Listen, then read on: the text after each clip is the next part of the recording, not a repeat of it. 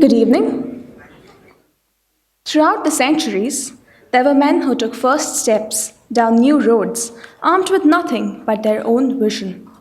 Their goals differed, but they all had this in common, that the step was first, the road new, the vision unborrowed.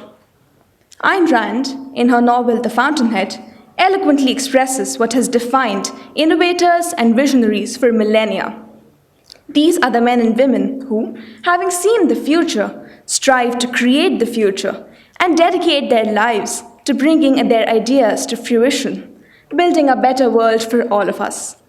We are privileged to have among us today one such inventor, a visionary, a pioneer of groundbreaking research, the man behind LiFi, Professor Harald Haas.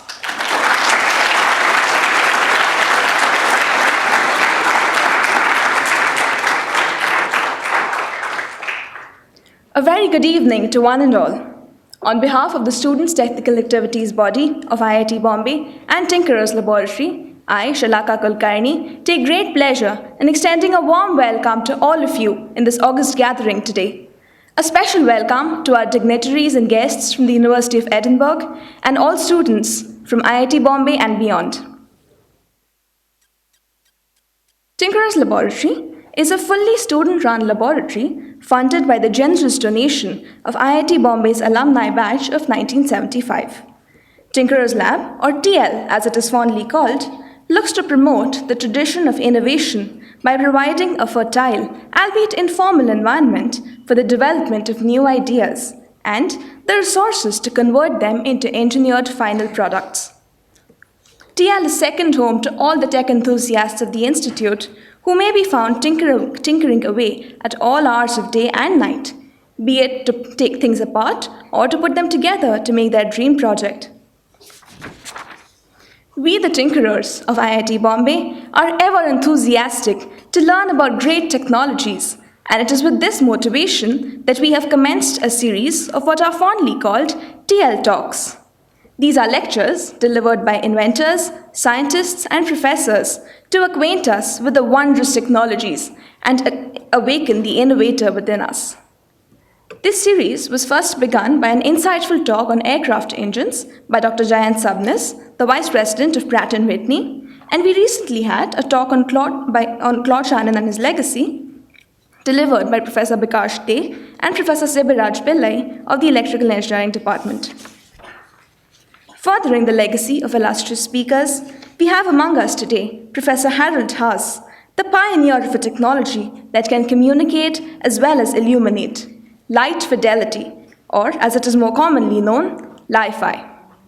I would now like to invite Chirag Shetty, overall coordinator of the Students' Technical Activities Body, to introduce Professor Haas.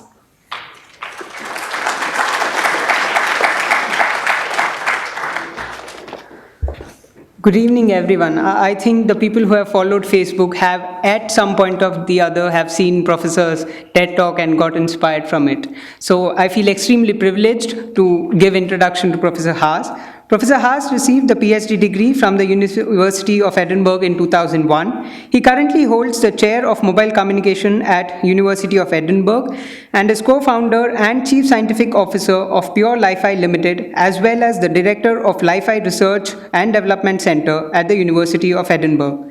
His main research interests are in optical wireless communications, hybrid optical wireless and RF communications, spatial modulation, and interference coordination in wireless networks. He first introduced and coined spatial modulation and LiFi. LiFi was listed among the 50 best inventions in Time magazine in 2011. Professor Haas was an invited speaker of TED Global 2011, and his talk, Wireless Data from Every Light Bulb, has been watched online more than 2.2 million times. He gave a second TED Global lecture in 2015 on the use of solar cells as LiFi data detectors and energy harvesters. This has been viewed online more than 1 million times. Professor Haas holds 31 patents and has more than 30 pending patent applications. He has published 300 conference and journal papers, including a paper in Science. He co-authors a book entitled Principles of LED Light Communications Towards Networked LiFi, published with Cambridge University Press in 2015. Professor Haas is editor of IEEE Transactions on Communications and IEEE Journal of Lightwave Technologies. He was co-recipient of recent Best Paper Awards at IEEE Vehicular Technology Conference in Las Vegas in 2013 and VTC Spring in Glasgow. He was co-recipient of the URA SIP Best Paper Award for the Journal on Wireless Communications and Networking in 2015. Professor Haas, in 2014, he was selected by EPSRC as one of the 10 RISE, which is recognizing inspirational scientists and engineers leaders in UK, and was also recipient of Time Dalil Prize 2013, awarded by University of Edinburgh for excellence in engaging the public with science. And today, that public is we, and yeah, I wouldn't speak much because people would then be very angry at me to stopping this one. So the stage is all yours. Professor Haas will now be welcomed with a bouquet. Welcome to IIT Bombay, Professor. Thank you very much.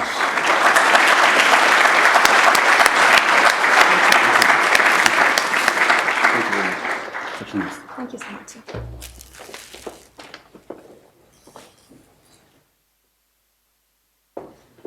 Thank you very much for these very warm and welcoming words.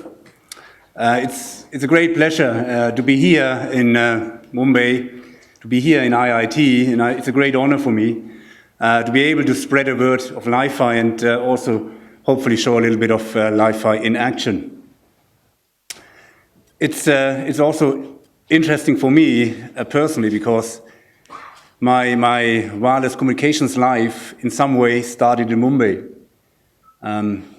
After my studies at a German university, I got a scholarship from Heinz Nixdorf. I don't know whether you know him. He's a famous computer engineering person in Germany, to send people abroad and broaden the horizon and into the Southeast Asia region. And I selected India. And I came here in 1995 to work with Siemens Mobile to develop the first second generation digital GSM network for the city of Mumbai. And since then, I've been engaged in wireless communications. I've been doing, in the meantime, PhD, and also led some research project in Siemens that let me think that at some point the oil is running out. The oil in the sense of the oil of wireless communications, which is spectrum.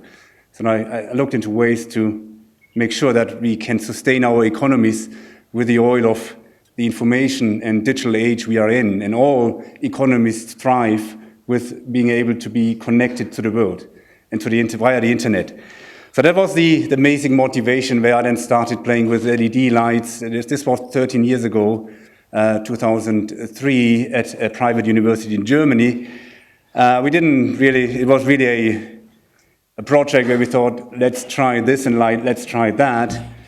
We never thought it has long legs, but it developed quite a momentum. And what I would like to encourage maybe with that little experiment is you should never stop thinking out of the box.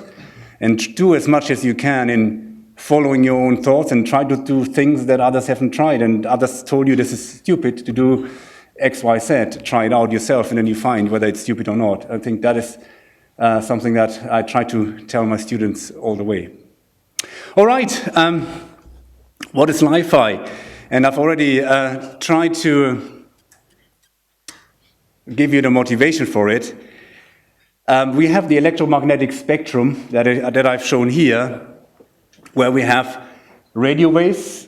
But what is very interesting is that the radio waves and microwaves, which form the essential part of all wireless communication systems, are only a fraction of an entire range of waves. And maybe I need to extend that now to gravity waves, which may be the extension of gamma rays, and that's up for the next Nobel Prize winner in physics. But I believe this is it. So that was the first sort of thought that we had is we have that limitation, the radio spectrum. It's sort of a part of the electromagnetic spectrum, and it's basically used for wireless communications. It ranges from 3 kilohertz, or from 0 to 300 gigahertz.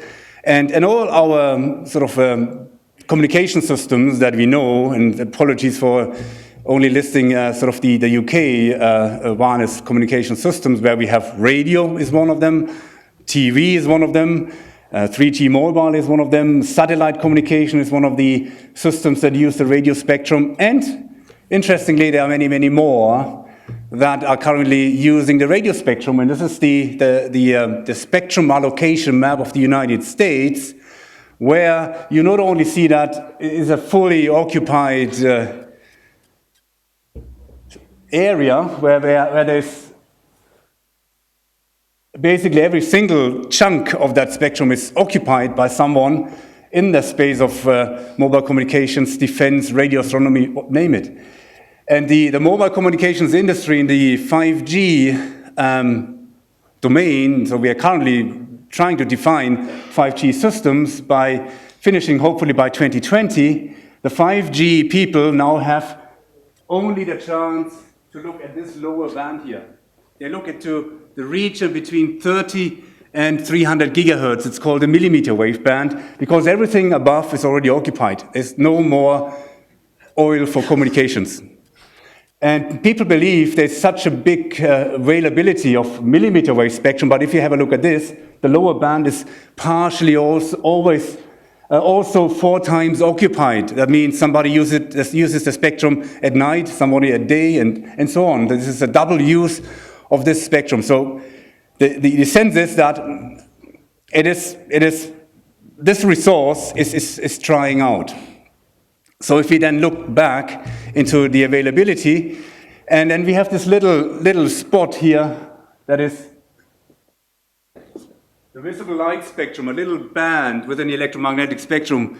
It appears to be very little. Is it very little?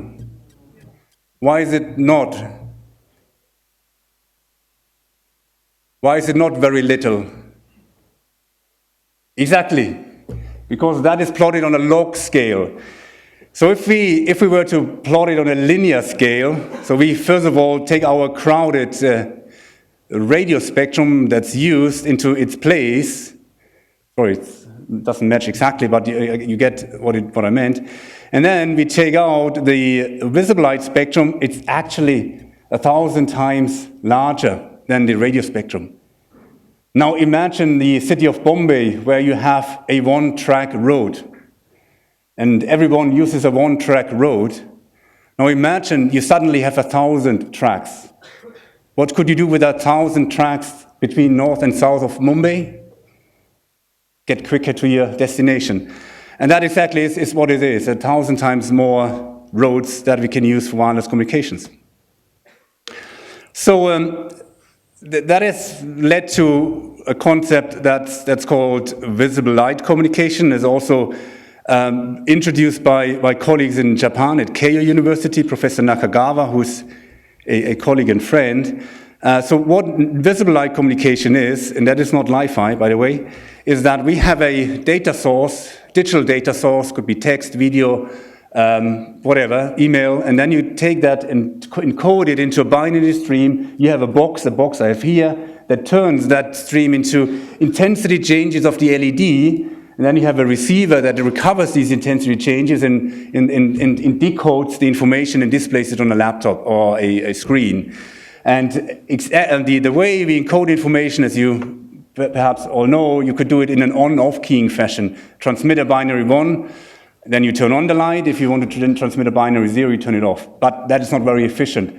And that is exactly the area where we have started to think, and how can we improve that? And what we've done is we have utilized a disadvantage of a modulation scheme in the radio domain and turned that into advantage, which is called OFDM. So, but that is not LiFi. This is simply a replacement of a cable. You have a static receiver, you have a static transmitter, and you have a link in between that you cover with a light link.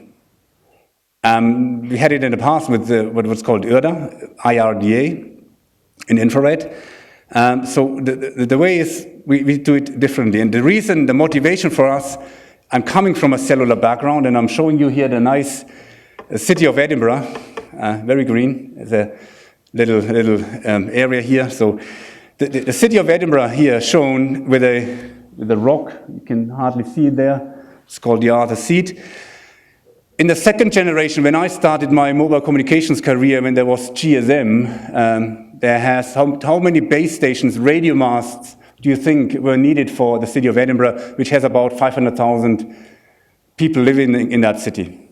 How many radio masts do you think were needed to cover that city for the service of mobile telephony?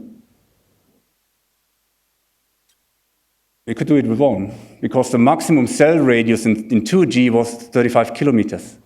And then we came into the age of the transition from mobile telephony to mobile multimedia, and that was UMTS, the Universal Mobile Telecommunication Systems, and that the cell radius already shrunk to about maximum 5 kilometers. So you needed a few more radio masts, and because of that shrinkage, we got higher data rates. That's why we ended up in sort of from the 48 kilobit modem to the maybe 200 kilobit transmission over a phone. And the fourth generation that is now currently deployed, the intersite distance between two antennas is roughly about 200 meters. So in order to cover the entire city, you need to have a full blasted city with radio masts. And that allowed you to receive data in the megabits per second. But often very patchy. Now people talk about the fifth generation.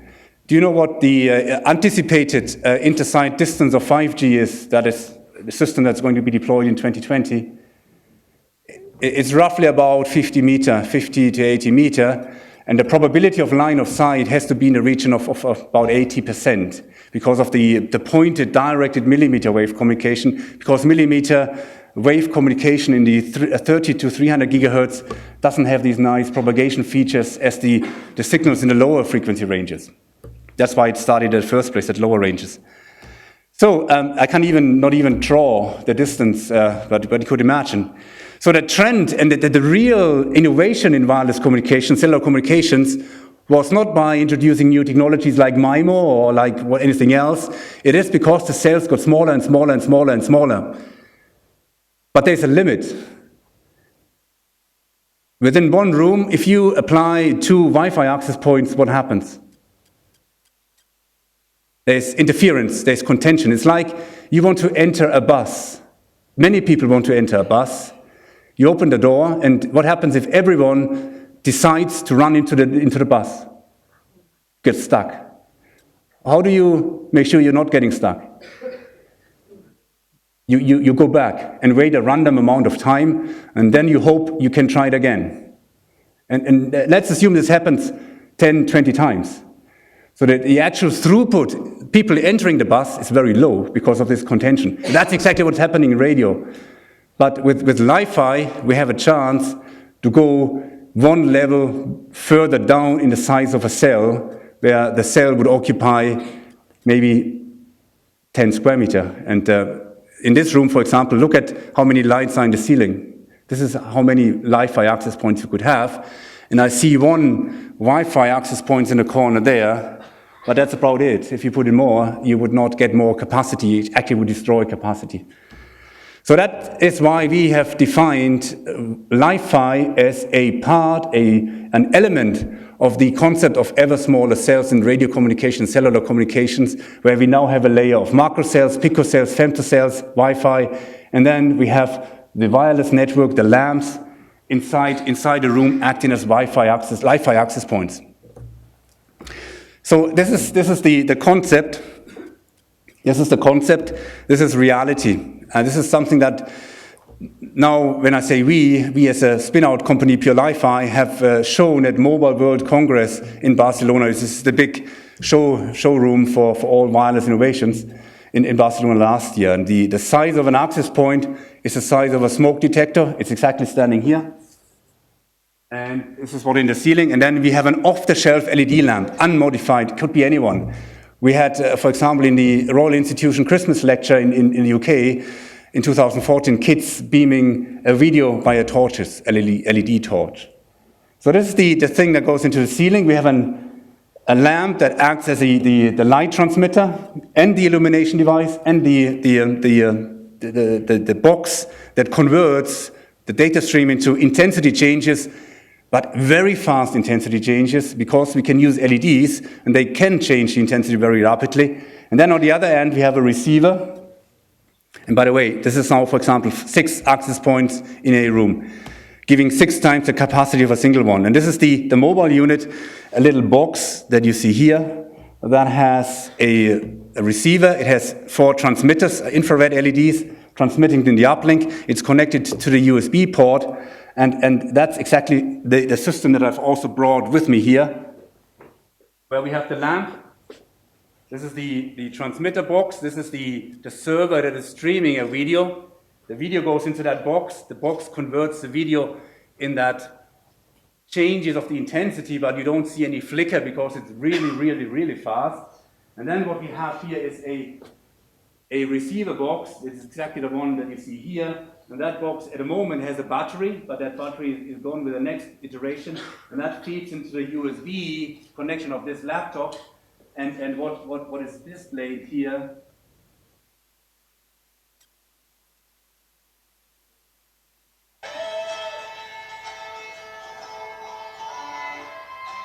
it's a video that's transmitted via this lamp. And so I've now entirely blocked the light beam and the buffer has run out and the video has stopped. And I hope that the demonstration effect kicks in, video comes back up again.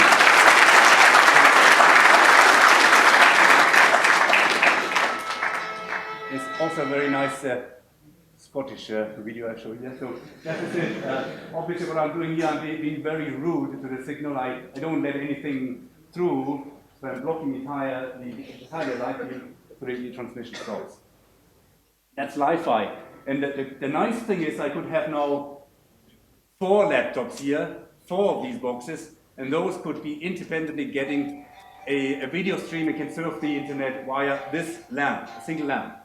And also if I had 2 lamps, one here and one here, if I were moving with this receiver, I would be handed over to the next lamp. I would have a seamless service, and that's beyond a single cable replacement.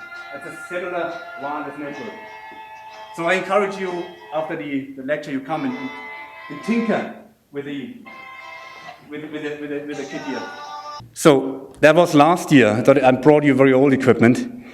This is this year. So in 1.5 weeks' time, we are going to demonstrate LiFi with a USB dongle that is 3/4 of a business card, and you can infer the size by the USB connector that you put into your laptop, and then you're connected via the lights. And you can move, you can roam, you can do whatever you want, and you get continuous service. And if I remember, again, 15 years back, the size of a Wi-Fi dongle was about the same size. And it took 15 years for a ubiquitous uptake of Wi-Fi.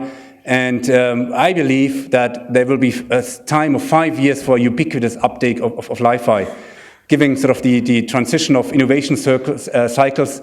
As you know, at the telephone line, it took about 100 years for 100% sort of deployment, 15 years for Wi-Fi, and 5 years for LiFi. That's my prediction. The box on the left is the thing that goes into the ceiling, and we are also now integrating this box into the actual luminaire. So the luminaire will be then one box, one light, that would basically illuminate and transmit data at the range of between 50 and 100 megabit per second. So the competitive advantages are, what I've tried to exploit is the data density. So we get many data streams within a limited area. It's more secure because this link here could not be intercepted from outside. This is a very secure way of transmitting data wireless. It's even more energy efficient, and that is because we don't have this contention. We don't have this running into the bus and got stuck. You need energy to go back, energy to try again, energy to go back. And that is costing a lot of energy. With LiFi, we don't have this loss. We have a very fluid, we have 1,000 lanes street where we can basically run our vehicles without any crashes. It's also more safe because it could run in intrinsically safe environments like petrochemical, oil platforms, everywhere where the antenna of a radio could spark an explosion. And we use existing infrastructure. So I told you, like 50-meter inter-site distance in 5G. Who is building all the backhaul? Who is building all the infrastructure? And when we have it already deployed. So we've also gone, because we are always challenged by why do we need it, and millimeter wave communication is coming to fore, and here we've done a little experiment. I don't go into the details, but the red lines is what we call the area data rate, so the number of bits per second per square meter, and the green line is what is 5G essentially. And what we've shown is if we do a well-designed LiFi system, we can be an order of magnitude better in terms of area data rate compared to what people consider the cutting edge. So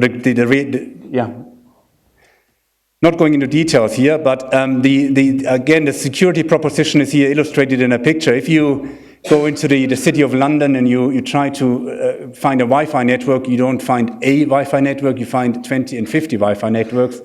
And it doesn't take a lot of challenges, and it needs smart people like you to be able to perhaps break into the network. So it's not a secure system because it doesn't have any authentication as, for example, cellular has. But if you had a situation like this, where you had one room LiFi and the other room somebody wanted to link into the LiFi network, you can't, because the opaque wall would pretend the signal from crossing that boundary. So it's therefore more secure.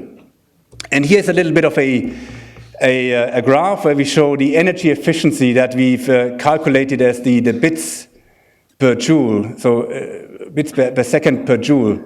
So in other words, how much energy how many bits can you transmit through the pipe with 1 joule of energy? And we started with the proposition that Wi-Fi has a much better link data rate of 1 gigabit per second. And LiFi, we have been very conservative and have assumed very low rate phosphorus-coated white LEDs, where we get, say, the theoretical maximum is about 100 megabit, but we said let's go down half of it, 50 megabit. And then I've compared the energy efficiency to a Wi-Fi system. Obviously, in a low user density scenario, hence when there are not many people wanting to enter the bus, Wi-Fi can shift a lot of people into the bus because of the wider door. But as the numbers increase, that situation changes, and the red line shows the energy efficiency in Wi-Fi, which goes down exponentially, whereas LiFi stays almost constant because of the fact we have many more cells. And actually, if you then calculated the ratio between the energy efficiency of LiFi versus Wi-Fi, with 100 user in an office space of 5,000 square meter, we have 100 times improvement in the energy efficiency. And if you go to 150 user, it is nearly 1,000 times. So 3 orders of magnitude better efficiency in less energy to send the same amount of information through the system. And there are misconceptions, obviously, and many misconceptions that lights can be dimmed, which is not the case. We can dim the lights even to very low levels, and it would work. The lights flicker. You see a flicker here. There's no flicker because the lowest frequency is at 1 megahertz. A computer screen has a refresh rate of 100 hertz, roughly. So you see a great difference here. It's not only for downlink. We can use the visible light or the infrared for the uplink. The way we modulate the light is such that the sunlight will not have any impact. Sunlight will provide a constant illumination level, which will be filtered out at the receiver, because the receiver is only interested in these changes of the signal. And do the lights have to be on? And to a certain extent, they have to be on, like every Wi-Fi router when it wants to transmit data. But we can dim them so that it only then transmits data. And is it a line of sight technology? Not really. So what I've done here is a little video where we had the predecessor product of this one here. This is called LiFlame. What we've done is we've seen that box that encodes the information and drives that LED lamp. And then we have the same video, and we have a receiver box in the front. And what my colleague does now is turning around the LED light. And now we only have the reflections from the white wall that it's coming into the receiver, and you notice the video is still being received. Obviously, if that wall behind is black, wouldn't work. But normal office environments with white walls, you can live with the reflections of the light to be able to still receive information, because it's a modulation scheme that it requires how much signal to noise ratio you get into the receiver, and not like the on-off keying way. Okay, so that it isn't a strict line of sight technology. Obviously, it will benefit from line of sight, but it's not a line of sight technology. I've read so many misconceptions and comments about that in the social media, and I'm guilty for that myself, because as I've shown here, or in the TED talk, I've interrupted a light beam, and then it sort of didn't work. But the question again is how we design the system. So are there components? The other misconception, and yes, there are components. For example, if you look at the LED roadmap that the industry is going in now, and I need to emphasize that LED technology is something we adopt. We don't change it. We take what is out there. And at the moment, there's a technology here which is called a phosphorus-coated white LED, which actually is a blue LED. On top of the blue LED is a phosphorus coating, and that phosphorus coating emits a blue photon into a yellow photon, and then blue and yellow combine and make white. And that's why you get white light. But this phosphorus coating slows down the data rates. With more advanced red, green, blue RGB LEDs, where you can also dim the colors, you can make it blue, red, whatever. With that, we don't have this limitation. We can achieve up to 5 gigabit per second. With a new technology we are using in our lab, gallium nitride micro LED of, this one has a third one, a size of about 50 micrometer. We achieve up to 10 gigabit per second. And if we go to more advanced laser LEDs, where we take laser and basically use a diffuser and make a white light beam, like in the BMW i8 headlights, and then we can, if we do things right, go up to 100 gigabit per second. And that is sort of then possible to be used also in data center applications. Here's a little bit of the way we do it. So we have, on the left-hand side, you see the transfer function, and then we use bit and power loading. And the red graph here shows you what is the bit error ratio, the number of bits that are in error. So if you go to 10 to the power of minus 3, means 1 out of 1,000 bits is in error. And then for that error rate, we get about 3.1 or 2 gigabit per second from a single LED. But if we then take multiple LEDs in different colors, we can tune that up to 10 gigabit. We have also developed in the LiFi R&D Center the world's first silicon. And what I've shown here is a piece of silicon, a driver chip that directly drives LEDs. In fact, 4 LEDs, and it drives 250 milliamps at 500 megahertz. So with that chip, we can give you 1 gigabit per second of a single light fixture. And also we have developed a receiver technology where we have shown that we lie in terms of the comparison with others at a very high energy efficiency and very high data rate at 250 megabits per second per chain, but we have 4 chains. So this is the system that we have developed. The left-hand side is the matrix of APDs, avalanche photodiodes, on a 7x7 grid.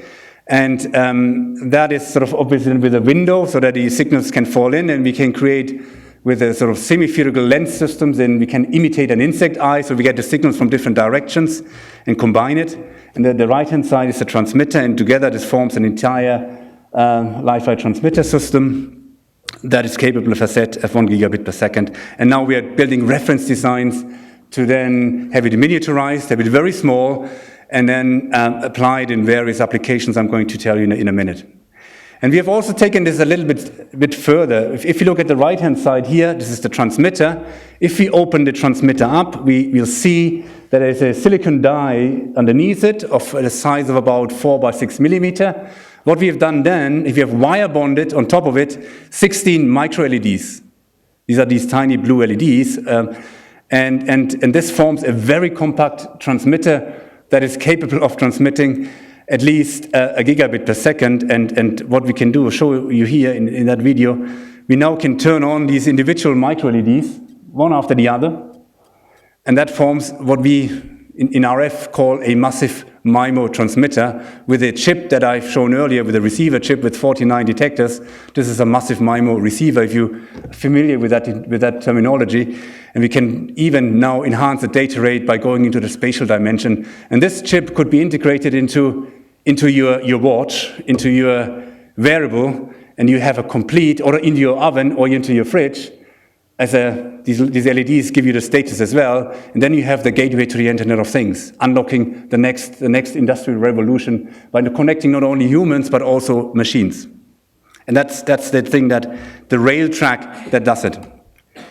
So you wonder then, with these little tiny LEDs, you can't get a lot of distance. But what I've shown here is where we again have our lab. On the left-hand side, you see one single micro LED with a little lens. And we have 10 meter and another lens at the receiver at the back of that. The link is 10 meter with a single LED, and we achieve 1.1 gigabit in transmitting a real-time high-definition video encoded in this box on the left. So even longer distances are possible. So the other direction on the technology roadmap, if you go to laser LEDs, what we've done here, we have taken a red, green, blue laser.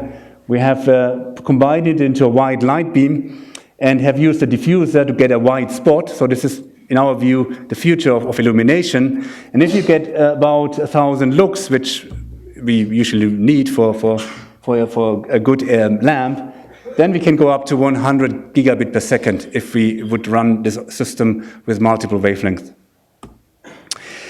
We are also investigating or doing research on the receiver side, not only on the transmitter side, where we have now developed here what's called a single photon avalanche diode. This is a very, very sensitive detector that can detect a single photon. And with that, receiver technology can make the receivers more sensitive, so that it even works in even less lighting conditions, or in other words, we can reduce the energy of the LED lamp even further and dim it even further down to make the system work. There was a mention about solar cells. So in our quest to find out how we can improve the system on the receiver side, we thought, what is the duality between an LED, which acts as a transmitter of light, and a data transmitter? What is the duality at the receiver? And obviously we came to the conclusion is a solar cell. A solar cell harvests energy, but the question was, can it be used also to receive data at very high speeds? And so light plus data is LEDs. Energy harvesting plus data is solar cells. So that was our complete system, if you want. And now we've taken, what you see here on the left-hand side, an off-the-shelf BP solar panel, and have first used on-off keying, but then went back to using OFDM as well. And the interesting thing is, with that fairly large solar cell, we've been able to receive 15 megabit per second. This is faster than many connections at home at the moment in the UK, for example.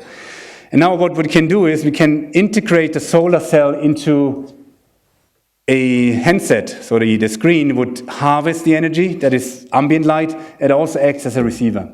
So we have the complete chain implemented.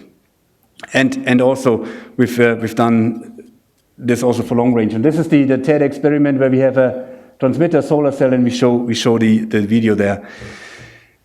Another example that we've looked into existing devices as a receiver is using the camera in your smartphone. So the question is, we don't want to modify the receiver and the handset. Can we use the camera to receive data? And we have developed some technology we called light message, where we use the rolling shutter effect of a CMOS camera to receive data in excess of the frame rate of the camera. So with that system, we have been able to demonstrate 3 kilobit, which is not massive, but at least we can receive some information. And I brought a little video to show what we demonstrate our light message application We're going to send a light message from an LED light bulb to a standard smartphone. We start the light message app on the phone. Then we type a message, which is encoded onto the signal used to drive an LED light bulb. We cannot see this signal within the illumination, but the app can. The phone is pointed at the illuminated area, and the app decodes the message contained within the light signal. The data has been successfully sent as a light message. The light message system has been developed to use standard LED light bulbs and unmodified smartphones. Imagine the potential applications. Point your phone at an object in a museum and it displays information about that exhibit. Use a shopping app to navigate to products on your shopping list via the signals sent from the store's light bulbs. Light message is just one example of Pure VLC's patented technology in action. Yeah, that's one of our technologies we have, and where we develop products as well. So the other question is that people say that is Wi-Fi in competition with LiFi, and the answer to that is no. It gives you 999 more lanes in your road.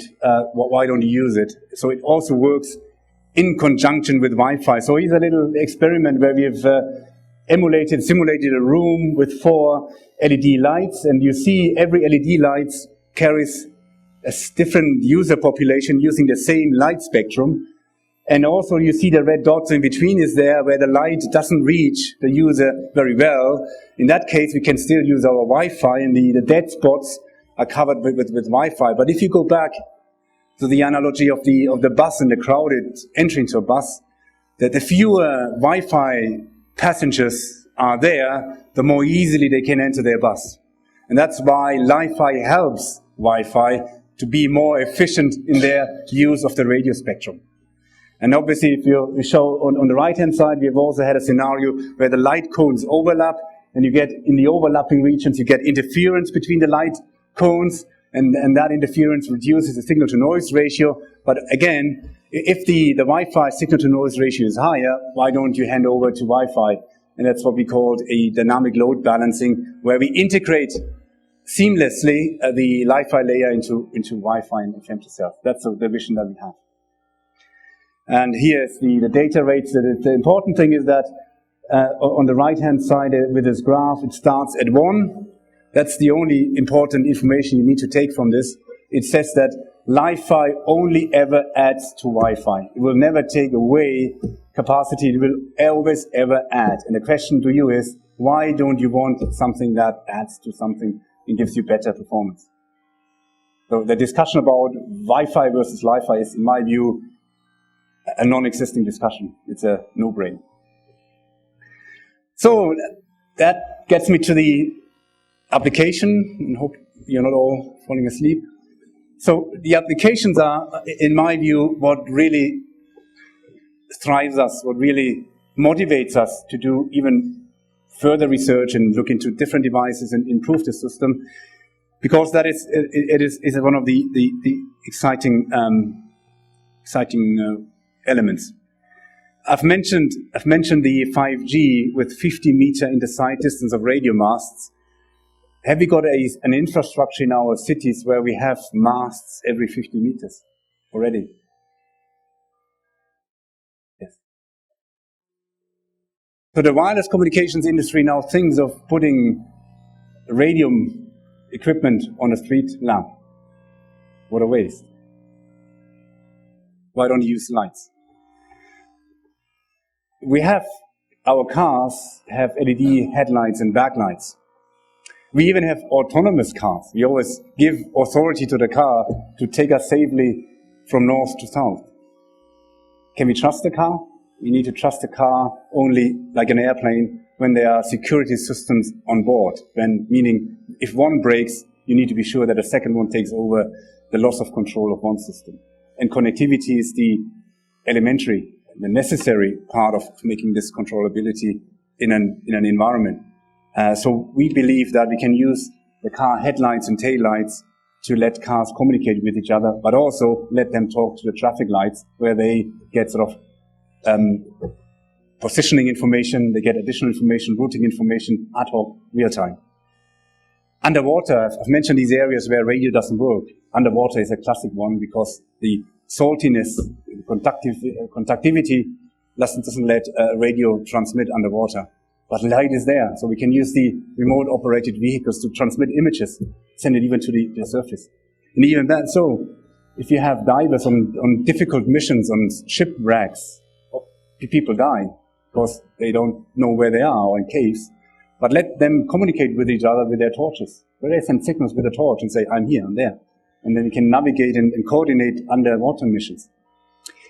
The Internet of Things, you have LEDs everywhere. Look at your home, look at your kitchen, and these LEDs are dumb in my view. They tell you on, off, or standby. 3 things. But what is if they transmit 1 gigabit per second? You can monitor the energy consumption. You can orchestrate your energy consumers in a way that it maximizes or minimizes the energy consumption, maximizes your money in your wallet at the end of the month. So it can create smart environments, smart homes, and with a simple LED. This is maybe a bit futuristic, but there's an LED integrated into an earring, and it's a wearable. So you could have envisaged that the LED measures blood pressure, temperature, even sugar levels, so you can monitor people constantly by the earring sending data to the nearest LED light in the ceiling. Even this would then recognize if somebody has fallen or is sleeping or whatever. So you could do all the things that you do with the wearables at the moment, but use the light system to do that. The Internet of Things and healthcare. Indoor navigation is the lowest hanging fruit. So companies have evolved around light communication in indoor navigation. You see the blind, you get a light signal from one light and you turn around the corner, you've turned around the corner so you know where you are. The shopping window, the shopping window can not only illuminate the objects but also give you vouchers and discounts and whatever. So you blend sort of the high street shopping with online shopping at one location in a unique fashion. Stadia, there's thousands of people and in a stadium. And we've been talking to the Golden State Warriors in San Francisco, where they want to give their spectators a unique experience by allowing them to have picked their favorite player and then have individualized replays. I want to follow my player. Not possible with Wi-Fi because of the fact you have 60,000 who want to do exactly the same. But with LiFi, you have the 100, you have the 1,000 more lanes that you can use for this experience. Intrinsically safe environments in oil and gas industry. We also in our hospitals, if you hopefully will never experience a hospital like this, but there's thousands of instruments that are connected wirelessly to whatever. And there's an important aspect about security as well, is if you have Bluetooth or other interfaces, they are not secure. I have heard people saying with a health tracker or an activity tracker, they went through a fitness studio and then they saw the machines displaying their heart rate when they passed the machine because it picked up the signal. So Bluetooth is not secure and not safe, but LiFi would, because the signal would stay within the room and the neighboring room will not pick up any of these thousands of wireless devices. And then my favorite one is the rural divide, and there's also a rural area in Scotland, it's called the Highlands, and you would hope that everyone in Scotland has the internet at high speed, but you don't. In the north part of Scotland, there's no internet connectivity, and there's no business case for BT to dig up the roads and lay fiber cables to the northern part of the country. But what you could do is, why don't you reuse your solar panel on your hut, which you need anyway, because you want to be saving the planet by having more sustainable energy. Solar-powered roofs is the way to go. But if you have this as a utility and recognizing that data is perhaps as equally as important as is energy, use these little things as well without modifications to get your gigabit to your home via a laser station on a close-by hill or street lamp. So you can define systems of having the distributed internet via laser lines. And that is something, I guess, of perhaps interest for rural India as well. And then security is one of the themes that has been developed in all countries. If you've heard, Obama has put up a new cache container for security. Cybersecurity is elementary. And we have developed not only on the physical layer security, we have also worked on, if you combine it with the knowledge where people are, you can do data analytics and sort of behavior analytics where people move and how they move and flag anomalies. So there's many, many various ways you can use the fact you have LiFi as a communication system. So that brings me to the slide I wanted to show, and only this slide I wanted to show, because that is the one I'm desperate feeling strongly about, is the LiFi R&D Center. So we have recognized the wealth of applications. We've recognized that all these applications cannot be served by a single company like Pure LiFi. So that's why we developed a structure where we have horizontal research themes from components. We have seen some of the components from subsystems, and then complete systems, so complete indoor navigation systems. These are the three strands of basic research. And then we apply the outcomes vertically to these applications, Internet of Things, into intelligent transport. So we develop reference designs. We can shape the reference design such that we optimize the Internet of Things.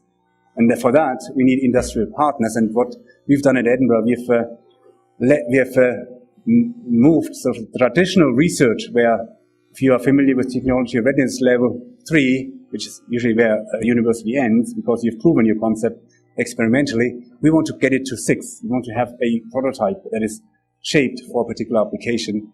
And that is something we are doing at Edinburgh. And we are most welcome to consider anyone who would be interested in helping us shape that vision to come to us and see and work with us. So summary is a complete cellular network.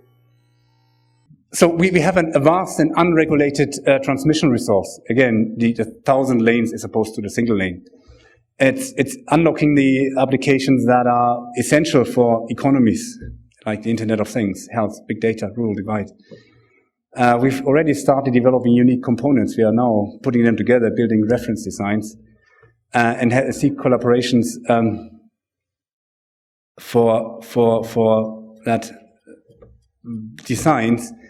And we would like to invite everyone who will be part of that we call revolution. Thank you very much for your attention.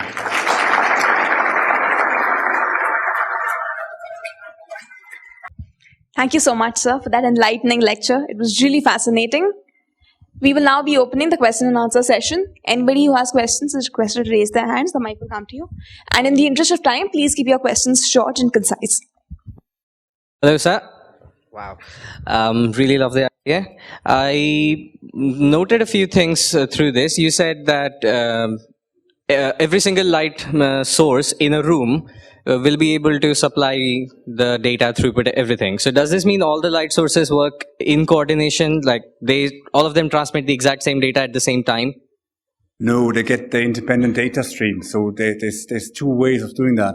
One is using what is called power line communication. So you have your power lines, so the lights are all connected. That's why they all shine. And you put a data stream on top of them and send then data individually to lights. And this is for retrofits, but for new installation, the cleverer way of doing it is using power over Ethernet. There's Cisco standard that provides a data cable, but a data cable provides up to 60 watt.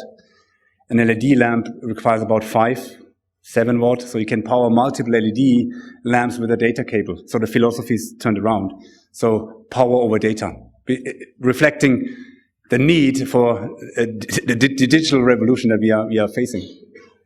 Well, let me clarify my question. What I meant was the data from the light transmitters to the light receivers. Yeah. So do all light transmitters transmit the exact same data at the exact same time? Everyone gets, every lamp is its own access point, giving the users that are served by that light unique access to the internet individually. So you have like a radio mast that, again, acts as a standalone transmitter to multiple users. You have the same thing from each individual single LED lamp. They are not acting as one single big transmitter. There's many, many individual transmitters. Okay. So when you demonstrated the line of sight thingy, the reflection and the diffusion of ambient light can be used. So does it not mean if two light sources transmit different data Yeah, and their light mixes, yeah. that would contribute to noise in the ambient It will lighting? contribute to interference. That's absolutely true. But the interference is different from radio. So you would have a small ray, sort of a small band in the intersection region of the two cells where there is high interference. But we have developed techniques so that we can shape the signals in a way that we minimize the interference from the respective light. So if you, yeah.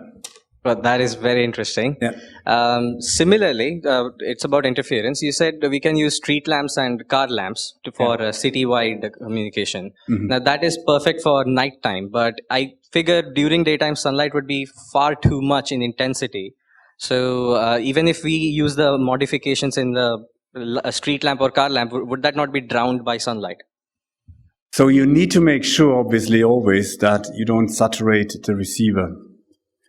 So that you don't, like in radio where you have a big jammer that is transmitting very close to the antenna. That would also not work in a radio system then. You need to make sure that you work in a range where there's still some dynamic range possible at the receiver. Even in that case, when the desired signal level goes down, it really is a matter of the signal to noise ratio, and the constant light will be filtered out. It will not have any effect. It will be constant. And that's different from on-off keying, because there's a DC component in on-off keying. We call it DC wonder, where sunlight will have an impact. But with the OFDM system we develop, all the DC components are gone away. They are not affecting the system. And we can show you further work. We've worked on OFDM schemes where we can also dim the LEDs without compromising the data rate massively. So there's only a little reduction in the data rate. It's called enhanced unipolar OFDM, if you want to look it up. Yeah. Thanks. I want to ask a question. So I have two questions. One is, you said that every single light can be converted to a potential transmitter. Mm-hmm. So does that mean that you also need that box to every light, right? Yes. In an ideal world, Then the box, it comes down to the same infrastructure-based problem, right? So for every light, see here in this room we have only single access points on single infrastructure. So these many lights needs these many boxes to work on. Correct. So can we combine those so that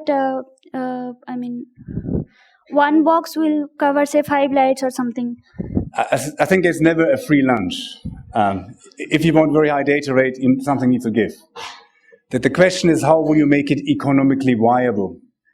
And the way to make it economically viable is by developing a application-specific integrated circuit that adds to the electronics of an LED lamp. If you open up an LED lamp now, you'll find that there are electronic components. There is a microchip that converts sort of the AC voltage into DC voltage, and there's capacitors, there's resistors. And what our vision is that we add another component that is a LiFi inside, which is less than £1 or less than $1. So we add a little bit of cost, so make that cost a little bit more, but you also get significantly more in terms of service, because you suddenly get a gigabit everywhere as opposed to a megabit everywhere. Well, that is true, but is that possible somehow to serve more than one for a box? The LiFi is integrated into the lamp, so every lamp will become a LiFi access point. I am asking whether more than one light can be converted, consider a scenario like India. So maybe these many lights and these many boxes might not be possible to incorporate. So, but it isn't the box that will be incorporated. The box will be shrunk to a microchip. Okay. There's no box anymore. The microchip is part of the lamp electronics. Okay. The box is sort of swollen down to a single piece of element we add to the light. And that's our vision. Okay. So my next question is, what about the uplink? Good question. So uplink, our phones doesn't have any LEDs. Yes, the uplink is an interesting one because in the downlink we use lighting and data communication. Although we can also only have data communication on almost no light. In the uplink, we rely on the infrared spectrum, which is still huge, to use an infrared as we have here. In that box here, if you come down later, there are 4 infrared LEDs that transmit back to this box here, which has a little black eye. That is an infrared filter. So how much is the bit rate for that? In that case, it's symmetric. Okay. Yes, because with that light, we want to serve multiple users. So that's why the cones are broad, so that here and here and here, you still get it. But for that, the box here, for the mobile unit, it's sufficient to have one light. We can focus the energy towards the destination you have or you want. Okay, so then again there is need for collision avoidance. So multiple transmitters, multiple receivers will be there, Yeah. and multiple uplink sources will be there. So there is some way to need the avoid the collision. Yes, the collision Like is there. CSMA MAC protocol. Yes, absolutely. But the collision is much less because within the coverage region of a LAN, which is say 10 square meter, you don't have more than 10 users, as opposed to hundreds of users in a Wi-Fi application. Okay, I see. Excuse me, sir. Sir, how the handoff will occur? How the handoff will done? Because so many small cells are there, and as we know that handoff is a big challenge in this Wi-Fi architecture. Then, what is that technology for that? So the handover works quite well because there's one positive feature of visible light and Wi-Fi communication is that the channel doesn't undergo what is called fast fading. Because we use intensity modulation, you don't get the typical sort of fading hole. You have heard that when people say, I don't get reception because I'm in a fading dip. This is when the complex signals overlap sort of destructively. You don't have that in Wi-Fi because of the small wavelengths. So that's a positive thing. And then what we can do is we can monitor, if you want, the light signal from the neighboring lamp and continuously monitor and then see if the one goes down, one goes up, can then decide on a point to then hand over. And the point will be fixed and there will be no fluctuation, no ping pong. And the area of strong and weak signal will be much sharper in terms of spatial resolution as opposed to in Wi-Fi systems. So we can develop more deterministic and reliable handover techniques. So, is it incorporated in the current design, or it is yet to be implemented? It will be implemented as an algorithm. These are the kind of things we do in the LiFi Center and then also in the company. So develop algorithms to make this sort of smooth, seamless, and so on. So it would be similar to GSM technologies. It would be similar to GSM technologies. It will use the unique features of light propagation and make it unique and specific for the light signals. Okay, thank you. But the point is, it will be seamless. You will not, if you are on a Skype call, you will not notice any dip or something. Good evening, sir. And if you go to Mobile World Congress, you can see it in operation. Good evening, sir. So my question is that what's the difference in a Wi-Fi, LiFi receiver and a transmitter? Because if you're trying to emulate Wi-Fi, so each router is also, like in the internet, you're uploading and you're downloading. So, like, doesn't that link need to be symmetric? Because how can this act only as a transmitter? It also needs to know what data to transmit. So basically, is it not symmetric? Like, how is this transmitter different from a receiver? Is what I'm trying to. I'm not sure if I understood your question, but it's the attenuation of the high path loss on the link. So you mean why do we need a transmitter and a receiver? So obviously we need for. The difference. I'm asking, like, in a Wi-Fi router, you also need to tell the router what data you want. Yes. So in Wi-Fi, so if the transmitter is just transmitting light. Yeah. So how is the transmitter knowing what data to transmit, basically? It's connected via an Ethernet cable, a Cat5 cable, to the big world of internet. Yeah, but how does the receiver tell the transmitter what data to transmit to it. You at this mobile unit, you send a signal via the infrared to that box, which incorporates an access point and saying HTTP so and so, and that is then forwarded to a server, and then you request to serve, and you download. It's a Okay, so even the transmitter is also acting as a receiver at some point of time. it's a bidirectional link. It goes down both directions. So we transmit and receive. That's the essence, and that's what is different from other visible light communication system where you only have one direction. Okay, thank you. Mm-hmm. Good evening, sir. Here. Yes.